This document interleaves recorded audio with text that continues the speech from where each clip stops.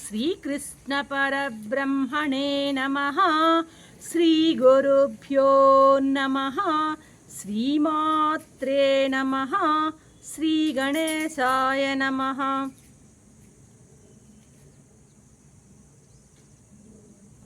ప్రియాత్మ బంధువులారా, నిత్య జీవితంలో భగవద్గీత 507వ భాగం 18వ అధ్యాయం మోక్ష సన్యాస యోగం. నిన్నటి వరకు 23 నుంచి 25వ శ్లోకం వరకు స్వామి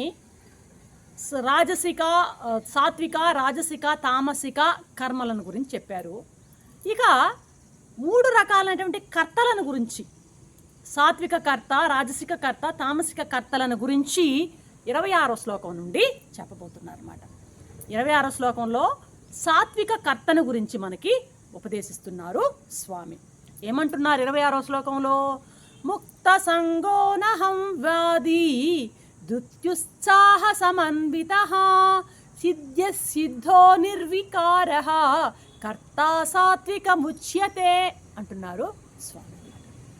అంటే పార్థ, సంగము వదిలినవాడు, నేను నేను అని విర్రవీగని వాడు, ధృతితో ఉత్సాహంతో కూడినవాడు, కర్మఫలం లభిస్తే పొంగటము, లభించకపోతే కృంగటం అనేది లేనివాడు ఎవరైతే ఉంటాడో అటువంటి వాడిని సాత్విక కర్త అంటారయ్యా అంటున్నాడు అన్నమాట.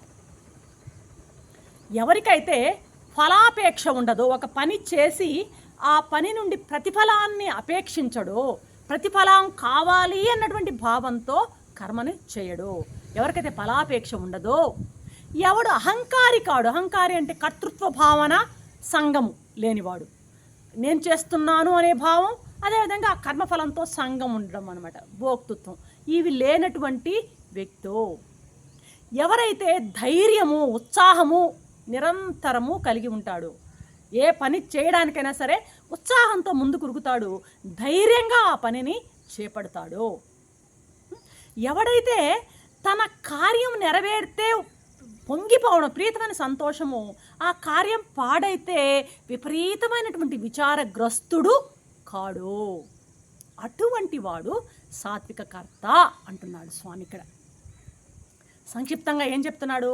ఫలాసక్తి రహితుడు, సంగరహితుడు, అఫలములతో చెలించని ధైర్యము ఉత్సాహము కలిగిన కర్త ఎవరైతే ఉంటాడో ఆ కర్త సాత్విక కర్త అనబడతాడయ్యా అన్నాడు. ఇటువంటి సాత్విక కర్త ఎలా పనిచేస్తాడు?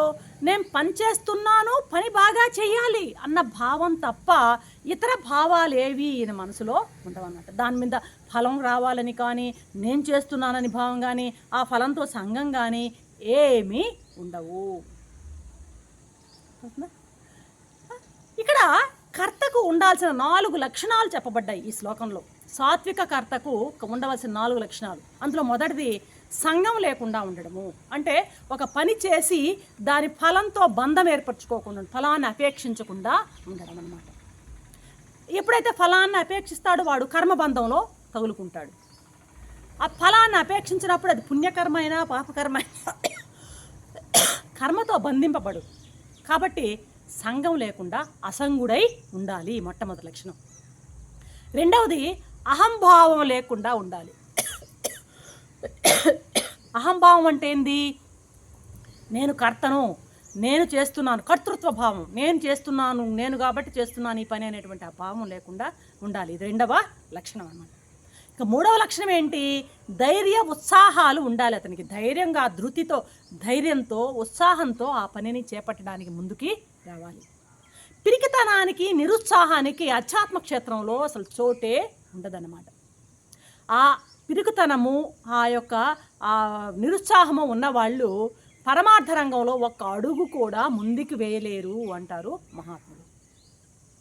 తాను కేవలం నిత్య శుద్ధ బుద్ధ ముక్తమైనటువంటి ఆత్మస్వరూపాన్ని అనేటువంటి తలిచేటువంటి మనుషుడు ఎప్పుడు నేను నిత్యుణ్ణి, నేను ముక్తుణ్ణి, నేను శుద్ధుణ్ణి, బుద్ధుణ్ణి అయినటువంటి ఆత్మస్వరూపుణ్ణి నేను, ఈ దేహం కాదు, ఈ అనాత్మ సంబంధించినవన్నీ కూడా నేను కాదు అనేటువంటి ఆ యొక్క భావంలో ఎవరైతే ఉంటాడో అప్పుడు అతనికి ధైర్యము ఉత్సాహము వస్తుందన్నమాట. అర్థమవుతుందా? కాబట్టి ఎవరైతే ధైర్యం ఉత్సాహంతో ఉంటారో అన్నది 3వ లక్షణం అయితే, ఇక 4వ లక్షణం ఏంటంటే ఈ సాత్విక కర్త అతనికి సిద్ధి అసిద్ధుల యందు నిర్వికారుడుగా ఉంటాడు. అంటే ఏదైనా ఫలం వచ్చినప్పుడు పొంగిపోడు, అది రానప్పుడు ఆ నష్టం వచ్చినప్పుడు కుంగిపోడు అనమాట. రెండిట్లోనూ ఇతను నిర్వికారంగా ఉంటాడనమాట. కార్యంలో జయం పొందినప్పుడు పైకి వెళ్ళిపోవడం, అపజయం పొందినప్పుడు ఆ పాతాళానికి అధఃపాతాళానికి వెళ్ళిపోవడం అనేది ఇతనికి ఉండదన్నమాట. కార్యం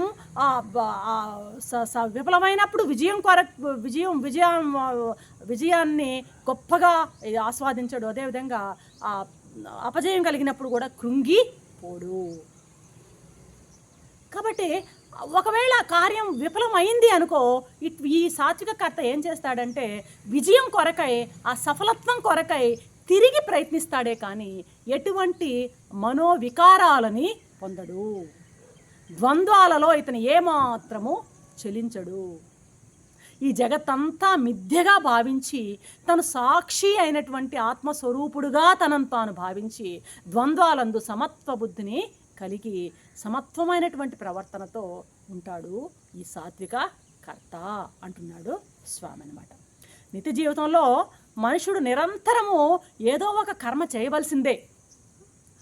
కాబట్టి ఆ కర్మలు సాత్వికమైనటువంటి కర్మలు అయినప్పుడే మనకు అన్ని రకాల సిద్ధి లభిస్తుంది. కాబట్టి ఆ సాత్విక కర్మకు ఉండవలసినటువంటి ఆ 4 లక్షణాలని చక్కగా మనం తెలిసి ఉన్నట్లయితే ఆ సాత్విక కర్మను చేసేందుకు వీలుంటుంది అన్న భావనతో ఇక్కడ స్వామి మనకి 26వ శ్లోకంలో సాత్విక కర్త యొక్క లక్షణాలని చక్కగా వివరించడం జరిగింది. రేపటి ఎపిసోడ్లో మరొక అంశంతో మీ ముందుంటాను. అంతవరకు సెలవు. సర్వం శ్రీకృష్ణ చరణారవిందార్పణం. ఓం శాంతి శాంతి శాంతి.